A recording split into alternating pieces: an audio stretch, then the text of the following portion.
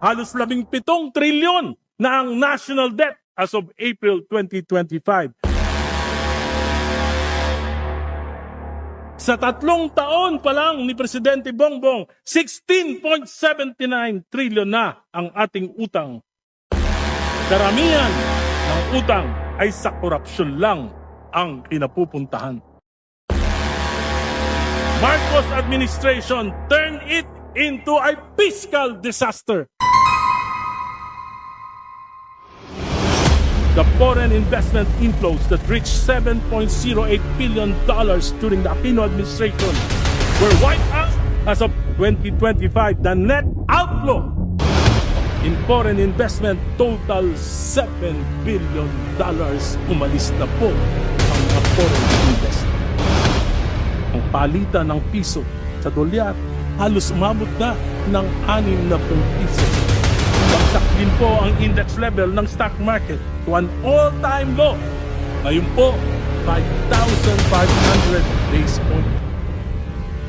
Pati ang mga inaasahang interest na ipon ng mga senior citizen, binuwisan ng 20%. Nangangamba ang mga bankero na magpapalipat-lipat na lang ng depository banks ang mga senior citizens na umaasa sa interest ng kanilang savings para mabuhay.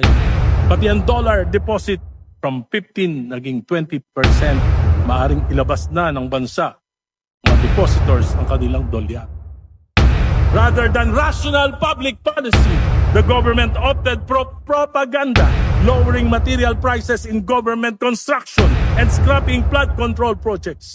Bagsak ang construction industry, bagsak ang government spending, bagsak ang negosyo, maraming mawawalan ng trabaho.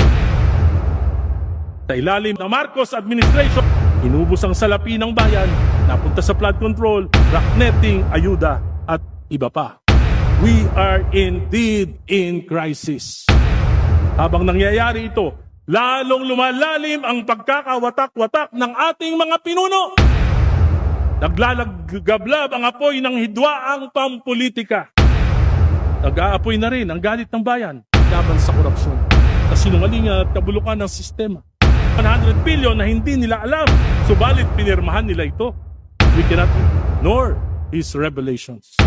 President BBM, hindi mo sinasagot kung bakit hinayaan mo na salaulain ng Kongreso ang 2023, 2024 at 2025 GAA. Noong 2023, some 300 billion were inserted and diverted by Congress. Di ka kumibo. Pati na ang gabinete mo, hindi kumibo. 2024, more than 500 billion were inserted and appropriations were diverted. Hindi ka pa rin kumibo. Ang gabinete mo, hindi rin kumibo. 2025 GAA, 473 billion were inserted and appropriations were diverted.